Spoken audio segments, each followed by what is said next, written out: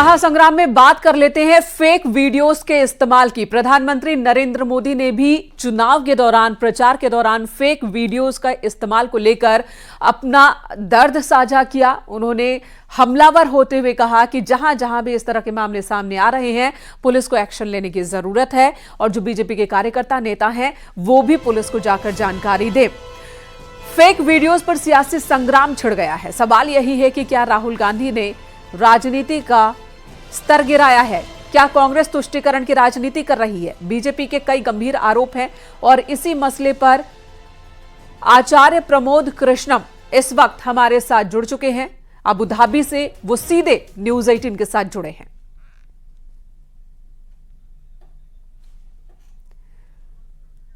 तो प्रमोद कृष्णम जी हमारे साथ अबू धाबी से जुड़ चुके हैं।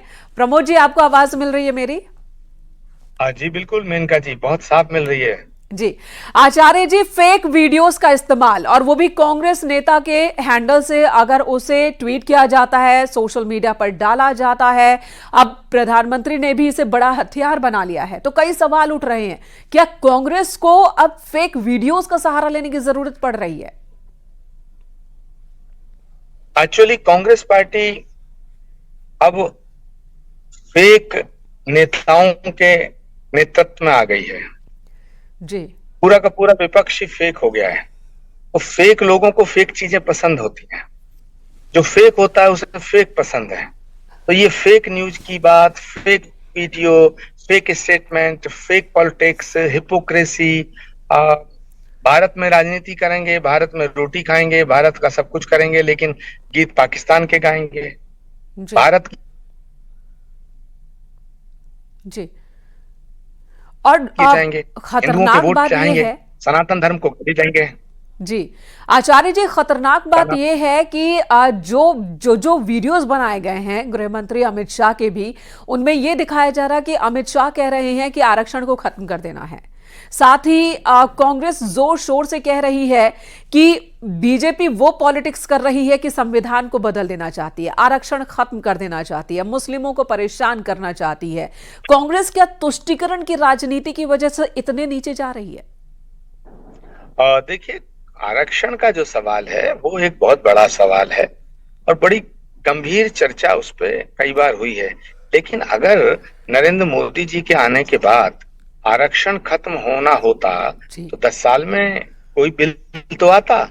नरेंद्र मोदी जी चाहते और अमित शाह जी चाहते, उनकी सरकार चाहती तो आरक्षण के खिलाफ कुछ तो करते। इसका मतलब है 10 साल में उन्होंने आरक्षण को खत्म करने की बात ना तो चर्चा की है, ना उन्होंने सोचा है। हाँ, इतना जरूर है, जहां तक मैं नरेंद्र मोदी जी को जानता हूं, कि नरेंद्र मोदी जी जितना अपर क्लास के हैं उतना ही बैकवर्ड क्लास के हैं, जितना वो ब्राह्मणों के हैं उतना ही दलितों के हैं। उन पर सबका अधिकार है। नरेंद्र मोदी किसी एक कम्युनिटी के प्राइम मिनिस्टर नहीं है। नरेंद्र मोदी किसी एक धर्म के प्राइम मिनिस्टर नहीं है। नरेंद्र मोदी ने कभी कहा कि मैं सिर्फ हिंदुओं का प्रधानमंत्री हूँ? नरेंद्र मोदी जी ने कभी कहा कि मैं सिर्फ अगड़ों का प्रधानमंत्री हूँ या पिछड़ों का प्रधानमंत्री हूँ? नरेंद्र मोदी ने क्या कभी कहा है कि मैं सिर्फ ब्राह्मणों का प्रधानमंत्री हूँ, क्षत्रियों का प्रधानमंत्री हूँ? नरेंद्र मोदी जी ने ये कहा है कि मैं सिर्फ दलितों का प्रधानमंत्री हूँ? मैं ऐसा मानता हूँ कि नरेंद्र मोदी गरीब के प्रधानमंत्री हैं। वो गरीब ब्राह्मण है तो भी उनको मानता है, गरीब दलित है वो उनको मानता है, गरीब क्षत्रिय है वो उनको मानता है, गरीब वैश्य है वो भी उनको मानता है। वो गरीबों की बात करते हैं और इस देश को ऐसा प्रधानमंत्री चाहिए। इस देश को युगों बाद एक ऐसा नेता मिला है जो गरीब की बात करता है, जो गरीब आचार्य जी, अभी न्यूज 18 से खास इंटरव्यू के दौरान प्रधानमंत्री ने भी यही बात कही कि उनका तो उद्देश्य उनके जीवन का कि वो लोगों की सेवा कर सके, जनता की सेवा कर सके। आरक्षण के मसले पर जो आरोप लग रहे हैं उसका जवाब भी उन्होंने दिया। और साथ ही एक बड़ा आरोप प्रधानमंत्री बार बार लगा रहे हैं कांग्रेस के मैनिफेस्टो पर कि मुस्लिम लीग की छाप है, और उस बात को भी वहां पर दोहराया उन्होंने। और 2 और अपडेट आपसे साझा करना चाहूंगी। आप संभल से हैं। संभल में जियाउर रहमान बर्क, जो कि INDIA के कैंडिडेट हैं, वो कह रहे हैं, याद दिला रहे हैं अतीक अहमद की, मुख्तार अंसारी की, कह रहे हैं वो हमारे आदर्श हैं और उनके नाम पर आप वोट कीजिए। उधर सलमान खुर्शीद है, कांग्रेस के सीनियर लीडर हैं, उनकी भतीजी कह रही है कि वोट जिहाद कीजिए, यही वक्त है, नहीं तो मुस्लिमों का नामो निशान बीजेपी सरकार मिटा देगी। तो मुस्लिमों को डराने की राजनीति कांग्रेस आखिर कब तक करती रहेगी? आप कांग्रेस में रहे हैं, क्या उनके यहाँ सोच या रणनीति बनाने वाला कोई नहीं, या फिर कुछ गलत रास्ते पर है वो? पहली बात मेनका जी, मैं कहना चाहता हूं कि मुझे इस देश में, भारत देश में, एक भी मुसलमान नहीं मिला जिसने मुझसे कहा हो आचार्य प्रमोद कृष्ण जी मैं डरा हुआ हूं, मुझे डर लगता है। दूसरी बात, मुसलमान सिर्फ अल्लाह से डरता है, और जो मुसलमान किसी अल्लाह के अलावा किसी और से डरता है वो मुसलमान नहीं हो सकता है। और तीसरी बात मैं कहना चाहता हूं, नरेंद्र मोदी जी किसी को नहीं डराते, ना नरेंद्र मोदी जी किसी को डराना चाहते हैं। नरेंद्र मोदी जी सबसे मोहब्बत करते हैं। उन्होंने नारा क्या दिया? सबका साथ, सबका विकास, सबका विश्वास। क्या नरेंद्र मोदी जी ने किसी एक मुसलमान का नुकसान किया?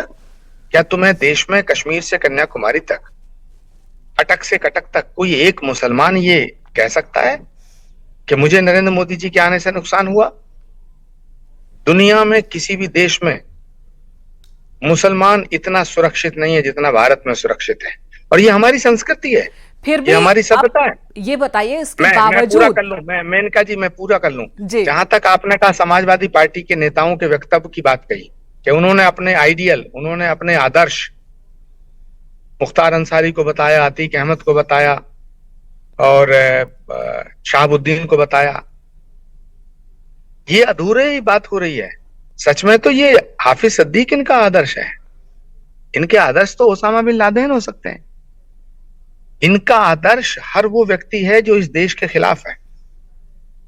ये जो विपक्ष के नेता हैं, ये विपक्ष के नेता नहीं है ना, ये विपक्ष है, माफ करना। ये तो एक ऐसा गैंग है जो भारत माता के खिलाफ है। इस गैंग को भारत नाम से नफरत है, सनातन के नाम से नफरत है, हिंदू के नाम से नफरत है। इस पूरे के पूरे गैंग को आप विपक्ष का गुट मत कहिए, ये गैंग है। और ये विपक्षी गैंग में सारे वामपंथी लोग हैं, ये माओवादी लोग हैं। नरेंद्र मोदी इस वाम पंथ को राम पंथ की तरफ ले जाना चाहते हैं, वाम पथ को राम के पथ पे ले जाना चाहते हैं, लेकिन ये पूरा का पूरा विपक्ष इस राम पथ से हटा के भारत को वाम पंथ के रास्ते पे ले जाना चाहता है। ये तो देश के खिलाफ है। जो भारत को टुकड़े करने की बात करेगा, ये उसे अपना नेता बनाएंगे।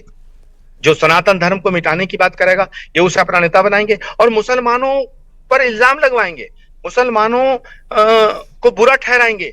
मैं आज आबू धाबी में हूं, अभी उस मंदिर को देख के निकला हूं, जो आबू धाबी के अंदर, ये तो मुस्लिम कंट्री है, इस्लामिक देश है, यहां मंदिर बनाना कितनी बड़ी बात है।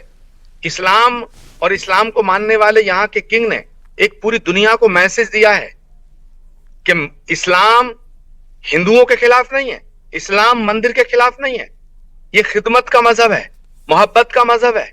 इबादत करने का मतलब है आप अपने तरीके से इबादत करो। और ये जो मंदिर है आबू धाबी का मंदिर, मुझे अभी उनके स्वामी जी से मिलने का मौका मिला। उनके स्वामी जी ने ऐसी ऐसी बातें बताई हैं। यहाँ की पूरी पूरी गवर्नमेंट ने मंदिर बनवाने में सहयोग किया है, एक एक कदम पे सहयोग किया है। एक हमारे देश के विपक्ष के नेता हैं, आज तक अयोध्या नहीं गए, राम मंदिर का विरोध करते हैं, राम मंदिर का बनाने का विरोध करते हैं, राम मंदिर जब बन जाता तो उसमें जाने का विरोध करते हैं। आचार्य जी, इसी पर मेरा आपसे सवाल है। एक तरफ मुस्लिम देश है, मुस्लिम कंट्री है, जहां पर हिंदू धर्म को अब अच्छी नजरों से देखा जा रहा है, हिंदुत्व को जगह दी जा रही है, हिंदू मंदिर बनाए जा रहे हैं, और दूसरी तरफ अपने ही देश हिंदुस्तान में हिंदुत्व पर सवाल उठाए जाते हैं। सलमान खुर्शीद की रिश्तेदार हैं एसपी नेता मारिया आलम, जिन्होंने लोगों से वोट जिहाद की अपील की है। राहुल गांधी चुप हैं, उनकी चुप्पी को आप कैसे देखते हैं? क्या उन्हें इस पर रिएक्ट नहीं करना चाहिए? मेनका, आप जो कह रही हैं, मैं उससे थोड़ा और आगे की बात कह रहा हूं। राहुल गांधी इसलिए चुप हैं कि राहुल गांधी जी पसंद करते हैं जो भारत माता की जय का विरोध करेगा, राहुल गांधी जी के नजदीक पहुंचेगा। जो भारत के टुकड़े करने की बात करेगा, वो राहुल गांधी जी के नजदीक होगा। जो भारत को तोड़ने की साजिश करेगा, राहुल गांधी उसे अपने साथ बैठाएंगे। जो सनातन को गाली देगा, राहुल गांधी उससे दोस्ती करेंगे। और यहाँ आप जो कह रहे हैं ना, हिंदू की बात, यहाँ मैं जब मंदिर का दर्शन करने गया, यहाँ के बहुत ही बड़े एक बिजनेसमैन हैं अबू अब्दुल्ला साहब, है ना, वो दुबई के हैं, वो मेरे साथ मंदिर गए और मेरे साथ बैठे हैं। देखिएगा, पूरा देश देख ले, वो गए मेरे साथ मंदिर, अंदर गए उन्होंने मंदिर में उनका तिलक हुआ। बताइए, ये है ये भारत की सनातन के प्रति श्रद्धा है। दुबई के लोगों में, मुसलमान में, जो दुबई के मुसलमान हैं, आचार्य जी, उनसे पूछिए, जो आपके साथ बैठे हैं मेहमान, उनसे पूछिए जरा, उन्होंने अपने माथे पर तिलक लगाया है, क्या इससे उनका इस्लाम खतरे में पड़ जाता है? क्योंकि यहां तो मारिया जी कह रही हैं कि भारत में मुस्लिमों का अस्तित्व मिटाने की कोशिश कर रही है मौजूदा सरकार। मेनका जी, ये सवाल उनसे हुआ, लेकिन उन्होंने कहा कि ये बिल्कुल बेबुनियाद बातें हैं। और जो अभी कुछ लोग कह रहे थे कि साहब मुझसे एक सवाल हुआ, एक पत्रकार ने कहा राहुल गांधी जी राम मंदिर जाएंगे। भैया, मंदिर जाने से कोई हिंदू नहीं होता और मस्जिद जाने से कोई मुसलमान नहीं होता जी। ये श्रद्धा का विषय है, ये आस्था का विषय है। तो मैं ये कहना चाहता हूं मेनका जी कि ये जो विपक्ष है, ये अपना मानसिक संतुलन खो चुका है। इसका कोई लक्ष्य नहीं है, इसका कोई उद्देश्य नहीं है राजनीति में रहने का। इसका एकमात्र वन पॉइंट प्रोग्राम है, एकमात्र उद्देश्य, एकमात्र लक्ष्य है नरेंद्र मोदी के खिलाफ साजिश करना, नरेंद्र मोदी को बदनाम करना, नरेंद्र मोदी जी को गाली देना, नरेंद्र मोदी का कैरेक्टर एसोसिएशन करना, नरेंद्र मोदी के खिलाफ षड्यंत्र करना।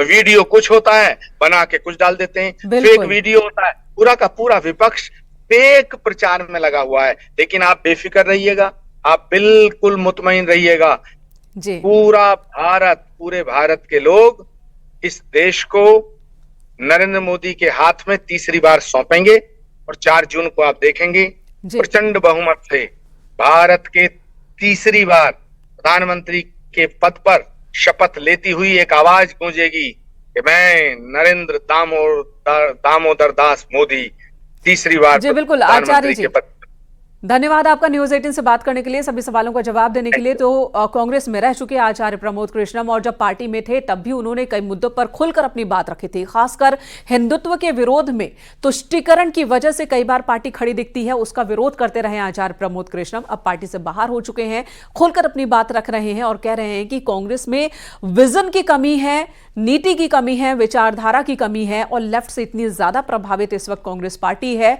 कि अपने फैसलों पर गौर तक नहीं कर पा रही है। यहां रुकेंगे एक छोटे से ब्रेक के लिए, खबरों का सिलसिला जारी है।